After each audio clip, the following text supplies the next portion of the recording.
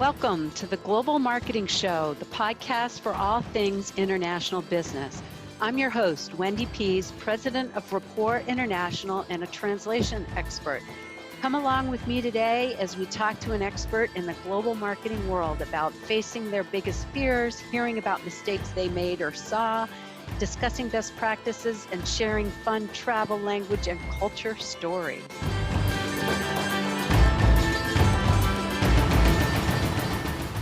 Welcome to a special edition of the Global Marketing Show. Today, host Wendy Pease conducts an on-the-spot interview with an attendee of the XIM conference in Washington, D.C. that was held in December of 2022. The XIM conference is an opportunity for attendees to learn about the Export-Import Bank of the United States' financing tools, as well as network and explore opportunities for global exporting with other attendees and vendors. We hope you enjoy today's guest and keep listening for more episodes from this amazing conference. Welcome to the Global Marketing Show. This is a series that is continuing on the XIM conference in DC, where all the international trade specialists are gathering.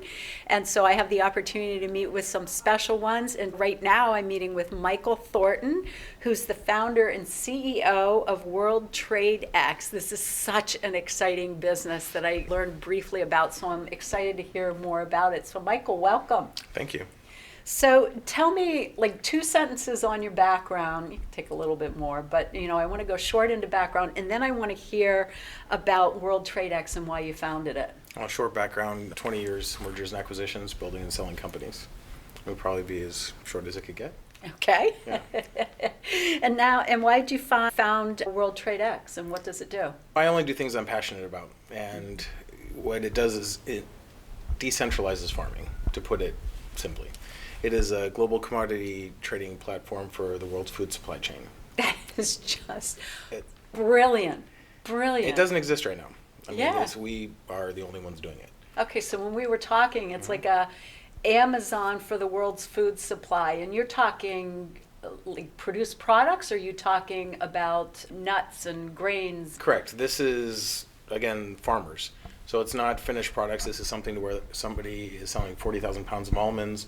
Somebody is selling proteins, whether it's beef, pork, chicken, fish, corn, you name it. This is where they'll be able to upload their product and have a global exposure. I just think that's brilliant, because I know so many small farmers, and my dad was involved in international agriculture. I know a woman that wants to start growing a crop in Nigeria, but she doesn't know where to sell it, so she's kind of stuck. So this solves that problem. This would be the place. And it has everything. It's supposed to be the same as the ease of Amazon, where you can, in the same place, where you have the buy and sell platform, you have logistics, you have finance, you have insurance, you have escrow. Everything is in one spot.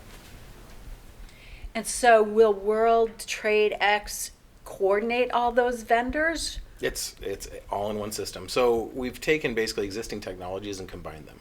So we have, for example, for the logistics side, you have like Priceline.com.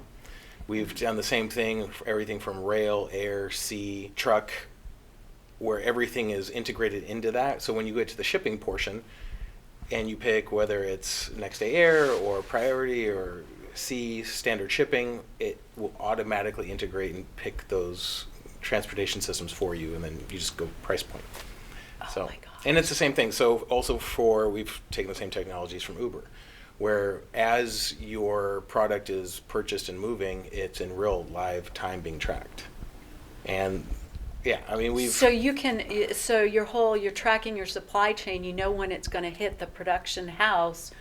And then how are you handling all the, stops at borders and border checks? Because right, that's part of the logistics. So one of the things we have an office out of DC, so we're working with the Federal Trade Commission so that we can actually have a lot of the import-export forms digitized on our system. So rather than having to go through some of the paper forms that are standard, everything is electronic. It's all set up, yeah. And they're standard agricultural products, so they'd fall into clean categories. Yeah, it's brilliant. And it gets a little bit more technical. We've also taken some of the technologies for Tinder, for example. And whenever I bring that one up, everybody laughs. When I say you're familiar with Tinder, and of course everybody's no, what's Tinder? So basically the card stack that you have on Tinder, where somebody has a profile card.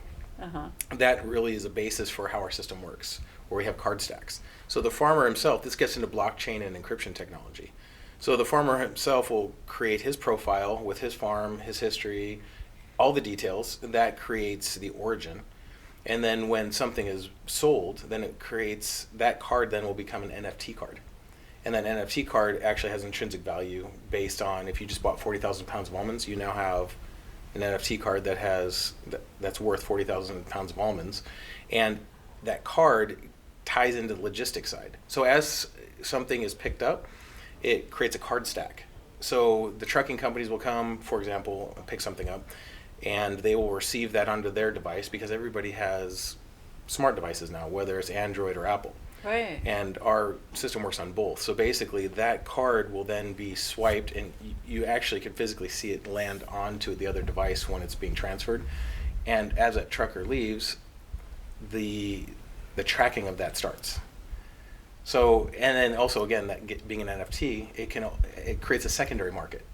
So versus the futures market where people are buying and selling paper, this is something to where if you bought, say, the future crop, and you said, okay, I want to purchase next year's crops from you, and you purchase them, you now have that card that is worth next year's crops at today's prices. So that also brings in the opportunity for bartering then. Correct. It's a secondary market that's created, which we really aren't sure where that one's going to go yet. Yeah. But it is something very exciting and just fantastic to be a part of. Oh, it's phenomenal. It's life-changing for the small farmers around the world. So where is the company now? Like what stage in development? Okay, so 2023, we're actually going to be going live with portions of California. California has $59 billion in agriculture. So it's by far the largest producing state in the U.S. It's probably larger than a lot of countries, too. It is, actually. Yeah. So we'll be beta testing there, and then once we've tested the system, it's like opening up Disneyland. You don't want to just open up the whole park. We start out with Small World or a certain portion just to, test the system out and let it flow through. And then we'll be opening it up for the rest of the U.S. and so forth. We also have an office set up in India, so we have India also will be going online. So we have, out of the top 5 producing countries, you have U.S., India, Brazil, China, and Russia. So right now we're concentrating just on primarily U.S., India, and Brazil. Mm-hmm. China and Russia, just due to political climates and whatnot, we're not putting that on the system just yet. Right, but you prove it in California, expand to the U.S., and then you go to India and Brazil, and by then, the world could have changed and China and Russia open up. Correct. Everybody has to eat. Yeah. If there's anything that is bipartisan, it's food. Yes, that is absolutely true. We may fight about what we're going to eat, but correct. But you need to get all right, so you've got plans to launch. It's an international thing. It is the Global Marketing Show. How do you plan on marketing and selling this, attracting people to the platform? Well, the nice thing is it sells itself. The farmers currently have to go through brokers or agents, and they lose 20 to 30% of their income. Right. So when you have something that's just a 1% flat base that you can offer your system on and gives you a global exposure, everybody's looking to sign up. So really it's just letting them know that we're there. And so how do you let them know that you're there if you're talking to Well, just for California, this started 7 years ago. So our first 4 years was working with the Ag Expo and the Ag Commission and just getting the farmers in California to know that we're there.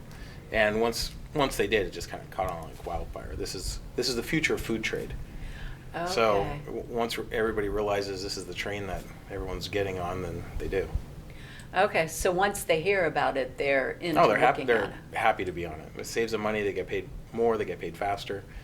And it also, as far as the price point, one, it saves the farmer money, it gives him more money, and then also on the end side, that savings is also passed on when you don't have a middleman that's creating a 20% gap.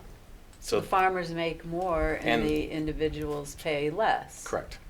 Okay, and then I assume you'll have something like Amazon and Uber and Lyft and all those where you give ratings to the farmer or to the purchaser. Yeah, all of that is in their standard. Built in. Yeah. Mm-hmm. So it really is blockchain for agriculture. Correct. Brilliant. Okay, so you launch it, you spread the word.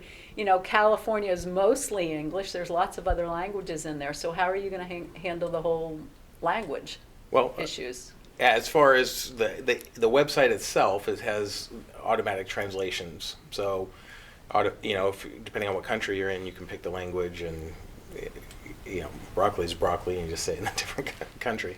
But as far as communications go, there is direct communication between the buyer and the seller once they've made contact with each other. But most of it's done via email. Obviously, if somebody wants to do a phone call, they can. But the translation happens there electronically with technology now. Okay, so as the host of Global Marketing Show and owner of a translation company and author of the book, The Language of Global Marketing, there is an interesting case study to look at, which is TripAdvisor, where anything that has to be right, so all your legal stuff, all how the platform works, all that should still be done by a human translator. Of course. But leveraging the automatic translation for, broccoli and stuff like that, and reviews can be automated. But if you go into the book, there's an excellent, and I'll give you a free copy of the book to take with you after this interview, because I appreciate your sharing information. But thinking about that from the start would be real good. Right. Well, the legalities as far as, for using the application and things of that nature, those are done by attorneys in each of the countries. So when someone's signing onto the system, the things we never read, just scroll to the bottom and click yes, that carries heavily all the random and standard disclosures that are necessary. Right. But and you again, won't automate that. No, you can't. You cannot. If you ever have tried to communicate with somebody through Google Translate in any length, especially with legal terms, it's just not going to work. Okay, so you have the separation out about, so anything about your company. And then there's the whole opportunity for the communication that you're talking about done through emails. Can you anticipate what that communication would do, and can you build the platform to standardize it so you can translate it once and then it would be clearly put across too? Yeah, I mean, a lot is there's standard communications, but then there's also as they're writing, then it's translated specifically for those emails. And like anything else, it's a work in progress. Right. With it's version 1.0. Yeah. And 1.0 in English, and then when you get to 2.0, yeah. I mean, we're based in the U.S., which also gives for the world, being that we're a U.S.-based company. Yeah. So first and foremost, we're promoting and pushing U.S. agriculture out, but it gives the world a place to trade. But being U.S.-based versus, say a China-based system, the confidence that you can have in the system financially and insurance, and that you're going to get what you've ordered, and that if for some reason or another the product you ordered wasn't the proper one, the insurance will cover it and you were taken care of, versus just kind of left holding the bag. Okay, so that's part of the whole program too, is that you have some sort of insurance for anybody selling through there. U.S. trade insurance, so it definitely, which is why we're here at Yeah, so that was my next question. What do you hope to get out of the XM conference here in D.C.? There's a lot of import-export financial programs that are in place for farmers and for buyers, both trade insurance and for finance. So that plays a big part in what we're doing. Okay, so you're looking to make connections with with XM Bank, but Correct. the other finance people that are here. Correct. Okay. I will certainly keep that in mind as we go through the interviews. So in the Global Marketing Show, we always like to end with, your favorite foreign word, but I'm going to ask for recommendations and how people can contact you, because I'm sure there's going to be a lot of interest. So let's start with the ending with, what's your favorite foreign word? Favorite foreign word? I'd have to say arepa. Arepa. Yeah. Okay, Arepa. So tell us what that means and why it's your favorite word. Because it's delicious. Both fun to say and it tastes absolutely wonderful. It's the best breakfast you'll ever have. So tell us about it. Okay, well, you will have different countries argue whose arepa is better, but for myself, the one I'm speaking of is the one from Colombia. Huh. And it is the one, they're made of, you can get corn or yuca, which is a root-based flour. That's the one I prefer. So you get a yuca root, and it has mozzarella cheese on the inside of it, and it's like a soft, chewy, delicious breakfast. Yeah, so you have an arepa, which it has the cheese and the yuca root flour, and then that with an egg, and and some coffee, and you have something wonderful. Can you sell them on the platform so we can get them here in the United States, where I live? That's possible. That's possible. Yeah.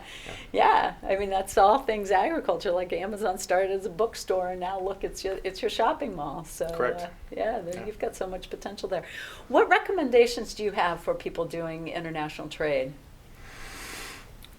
Do your research. I mean, depending on what you're in international trade for. I mean, every different type of product has different sustainability responsibilities and blockchain. I mean, there's just so much. I mean, that's a pretty broad. It is a broad question, yeah. But do your research is something that comes up often. And where can people reach you if they're interested in learning more or financing your new business? Well, worldtradex.com. Okay. It would be probably go to the website, or my direct is michael@worldtradex.com. Perfect. Yeah. World TradeX, WORLDTRADE, X. and then X. Yeah. Yeah. Okay. Well, thank you so much. This has been a pleasure talking to you. And you as well.